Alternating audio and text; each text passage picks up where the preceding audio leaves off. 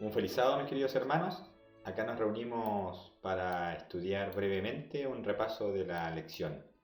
Mañana vamos a estar también, si Dios mediante, haciendo un repaso grupal. Pero como algunos no tienen estos programitas del Zoom y para hacer videollamadas, vamos a hacer un pequeño repaso. Antes de comenzar la lección, vamos a inclinar el rostro para orar. Padre, te pedimos que tu Espíritu Santo nos acompañe en el estudio de esta palabra y que tú nos puedas guiar. Bueno, me acompaña Jonathan, mi hermano, quien es el experto en la tecnología. Igual nos va a poder aportar en el estudio de esta lección. Este trimestre vamos a estudiar sobre la Biblia y en la primera, o la forma de interpretar la Biblia. Y en nuestra primera lección nos tiene que ver por el nombre la singularidad de la Biblia. Y es pertinente entonces hacer algunos comentarios previos. ¿Qué es la Biblia? ¿Cuál es la importancia de la Biblia? ¿Por qué para nosotros, particularmente como pueblo de Dios, tiene alguna significación especial? El versículo de memoria se encuentra en Salmos 119, 105 y dicho versículo de memoria nos da una idea de la importancia de la Biblia. ¿Qué es lo que nos dice? Lámpara es a mis pies tu palabra y lumbrera mi camino. Eso es lo que es la Biblia entonces. La Biblia es una guía en este mundo. No es necesario que el Señor a nosotros nos hable directamente, como algunos esperan o nos gustaría que ocurriera, ¿no es cierto? Que el Señor, cada vez que tenemos alguna duda, alguna dificultad, se abriera el cielo y nos pudiera responder. Porque el Señor ya nos escribió lo que era importante para nuestra salvación y para nuestra vida y nuestro comportamiento, que es en su palabra, y es en ella, es la que debemos buscar.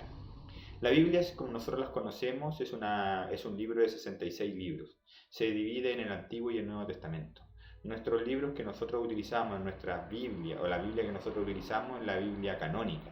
Todos los libros son canónicos, estos 66 libros.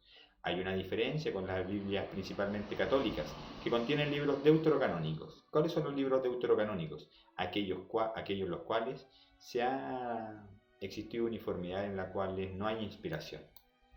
La Iglesia Católica consiste y agrega a los 66 libros 8 más, dentro de los cuales destaca Tobías, Judith, Sabiduría, Eclesiástico, Baruch, Macabeos y Segunda Macabeos. Si bien son libros históricos que nos ayudan a entender mucho el periodo intertestamentario particularmente, no fueron libros inspirados por Dios. Se desapegan de los principios y doctrinas que uno puede extraer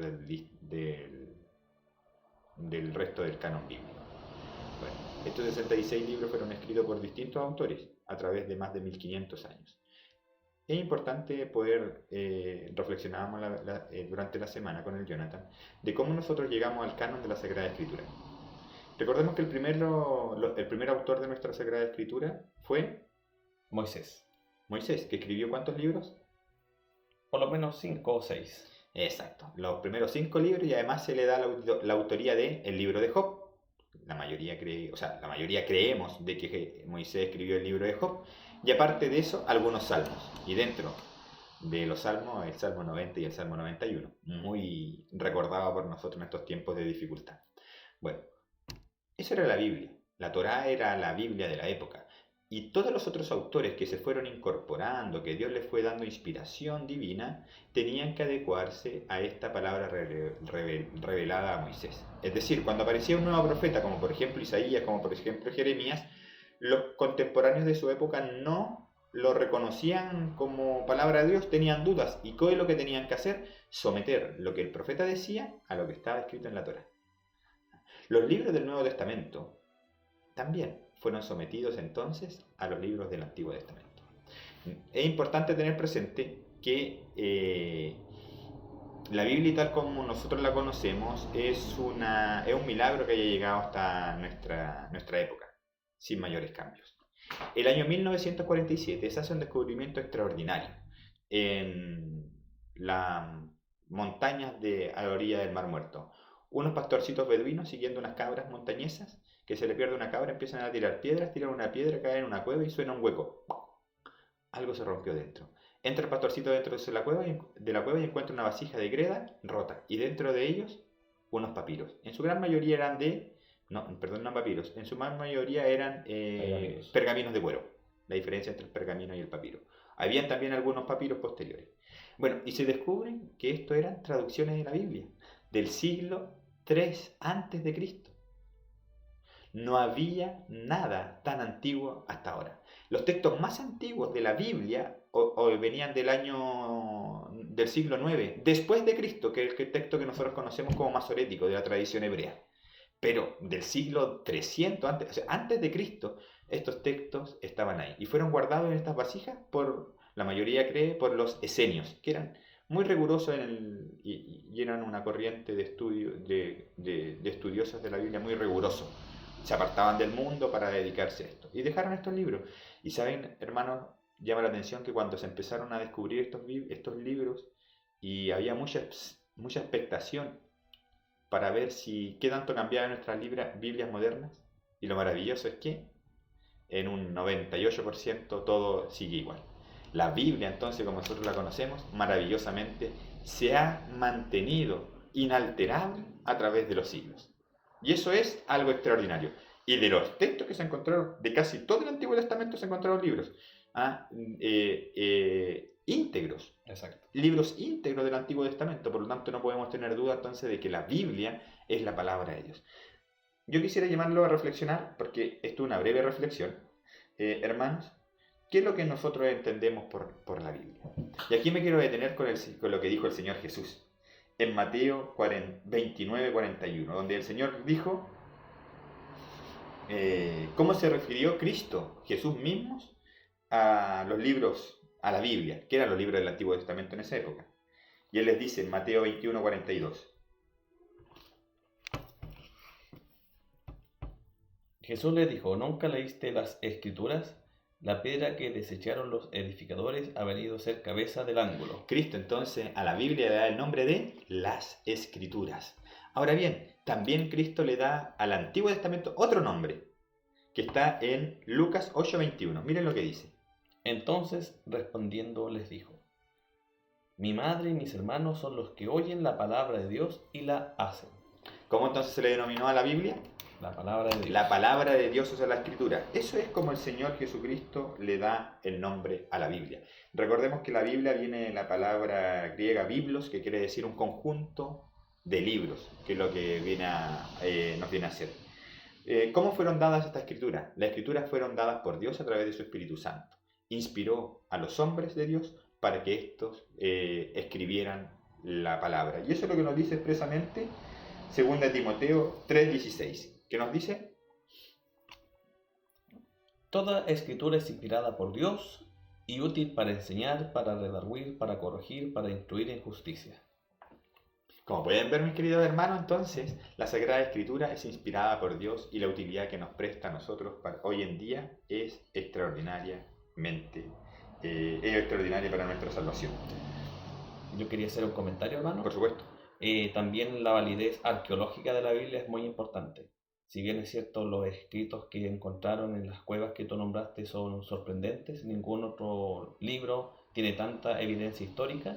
La Biblia también tiene una validez arqueológica, vale decir que los lugares que la Biblia describe, tanto geográficos como ciudades antiguas, los arqueólogos han podido indagar que fueron así, tal cual como la Biblia lo había escrito con muchos siglos de anticipación.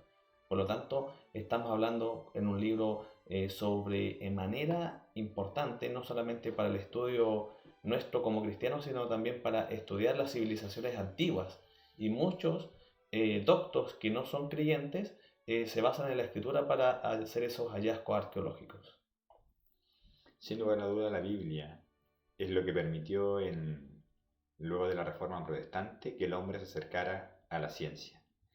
Porque Dios quiere que nosotros la adoremos en forma racional.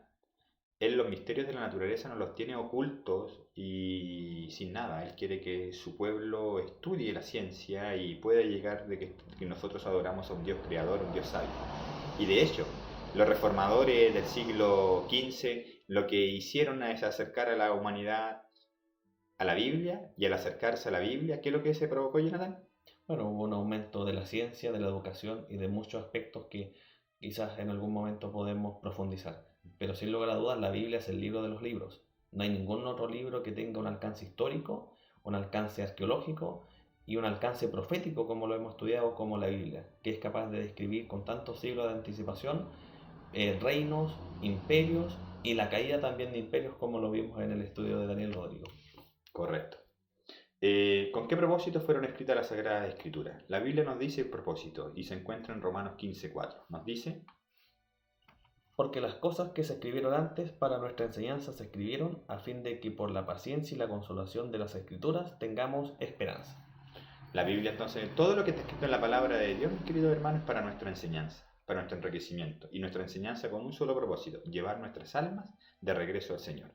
Llevar nuestras almas a encontrarnos con nuestro Cristo, que, como vemos hoy en día, basta prender la tele, todos creemos y estamos absolutamente seguros hoy día que Cristo viene cada día más cerca. Amén.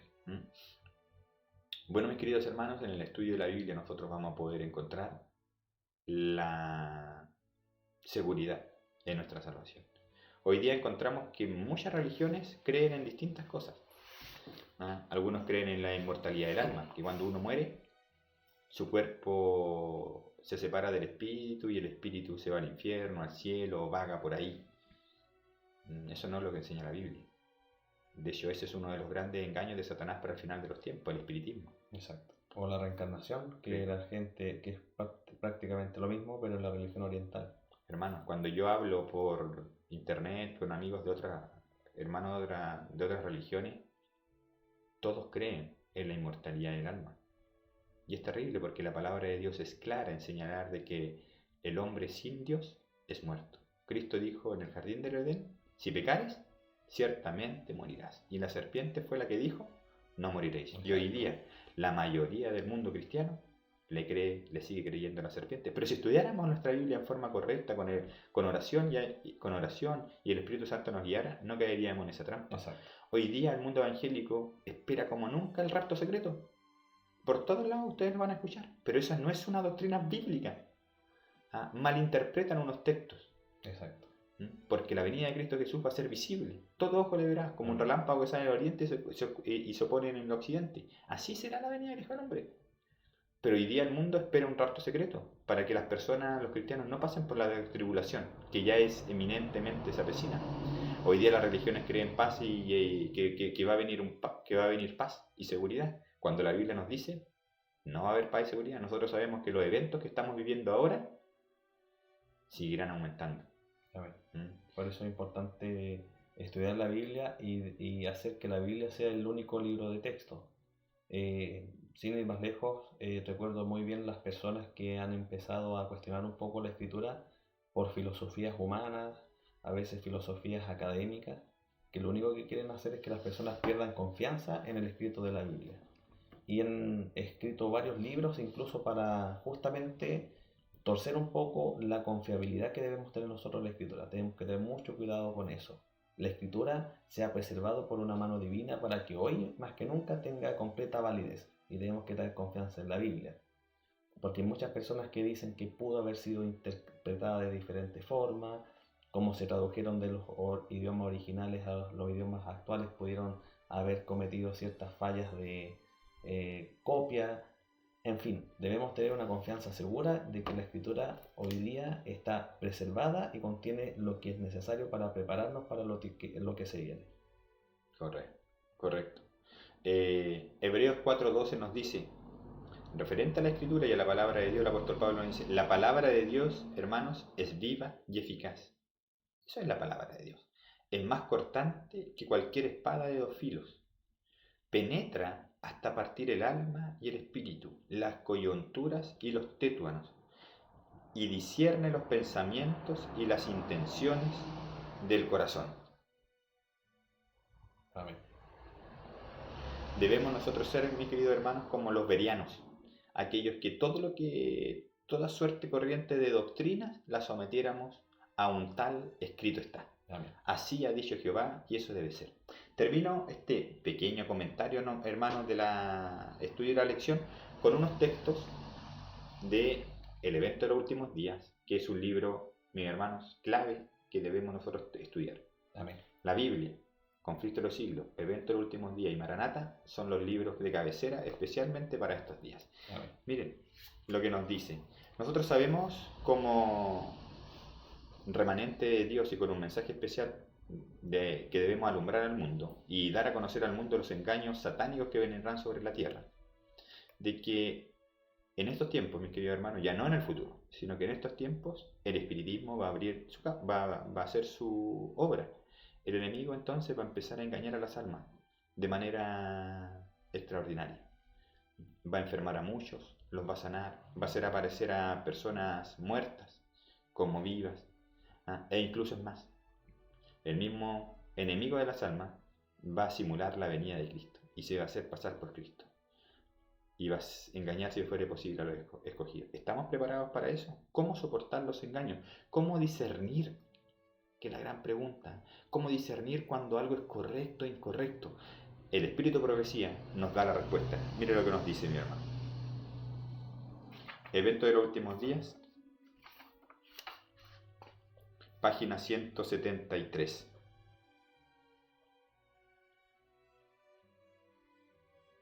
Si aquellos por medio de quienes se realizaron curaciones están dispuestos, en vista de estas manifestaciones, a excusar su descuido de la ley de Dios y prosiguen desobedeciendo, aunque tengan poder en todo sentido, tal cosa no significa que posean el gran poder de Dios. Por el contrario, es el poder obrador de milagros del gran engañador.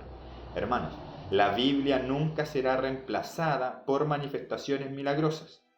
Hay que estudiar la verdad, hay que buscarla como un tesoro escondido. No se darán inspiraciones maravillosas aparte de la palabra, ni aquellas manifestaciones ocuparán el lugar de la Biblia.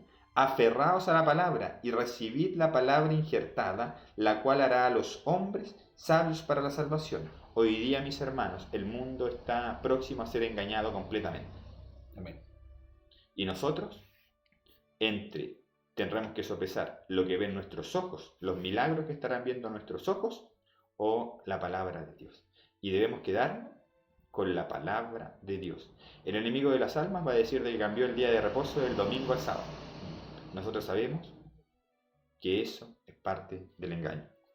El último gran engaño se desplegará pronto ante nosotros. El anticristo va a efectuar ante nuestra vista obras maravillosas. El contradecimiento se asemejará tanto a la realidad que será imposible distinguirlos sin el auxilio de las Sagradas Escrituras. Ellas son las que deben atestiguar en favor o en contra de toda declaración o de todo milagro. La palabra de Dios, entonces, mis queridos hermanos, es un regalo del cielo. Mucha sangre dejaron en las calles, en los ríos, los reformadores, de los cuales nosotros somos continuadores, para que nosotros despreciemos este libro sin leer, mi hermano.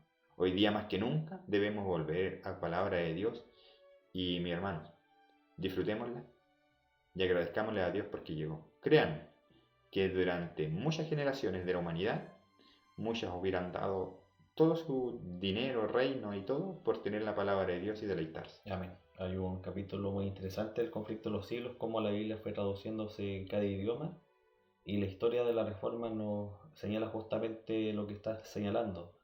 Es un privilegio para nosotros tener la Biblia en nuestro idioma. Fue secuestrada por más de 1000 años, donde no se podía leer y donde era delito de Estado tener un ejemplar de la Biblia.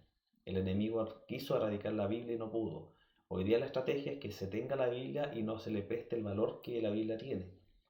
Y hoy día podemos ver muchas manifestaciones en el mundo religioso. El espiritualismo. Hay que tener mucho cuidado con las iglesias que hacen llamado a las emociones, al sentimentalismo por sobre el estudio de la palabra de Dios. La Biblia y el Espíritu de Profecía es claro. El servicio religioso es un servicio racional donde se escudriña la palabra y se extraen las lecciones de vida eterna, dejando de lado lo sentimental que es pasajero y que el enemigo hoy día está causando muchas ruinas en las iglesias donde se han introducido estos servicios que son emocionales. Debemos también tener precaución de eso. El estudio de la palabra de Dios con oración va a provocar en nosotros el reavivamiento y la reforma que el Señor necesita para que termine nuestras obras. Segunda de Corintios 5:17 nos dice: de modo que si alguno está en Cristo, nueva criatura es. Las cosas viejas pasaron, y aquí todas son hechas nuevas. En San Juan 3:3 nos dice el Señor Jesucristo: respondió Jesús y les dijo: de cierto te digo, que el que no naciere de nuevo no puede ver el reino de los cielos. Y en primera de Pedro 1:23 nos dice: siendo renacidos, no de simiente corruptible, sino de incorruptible, por la palabra de Dios que vive y permanece para siempre. La palabra de Dios, mis hermanos, el estudio de la palabra de Dios va a transformarnos. El estudio de la palabra de Dios tiene el poder de convertir a las almas. Es nuestro deseo y oración, mis queridos hermanos, que durante estas cuarentenas que algunos están gozando, que algunos estamos en nuestras casas sin poder salir, lo dediquemos no tanto a Facebook, no tanto al Twitter o las noticias. Aboquémonos al estudio de la palabra de Dios y seremos reconfortados y enriquecidos. Amén. Eso es, mi hermano.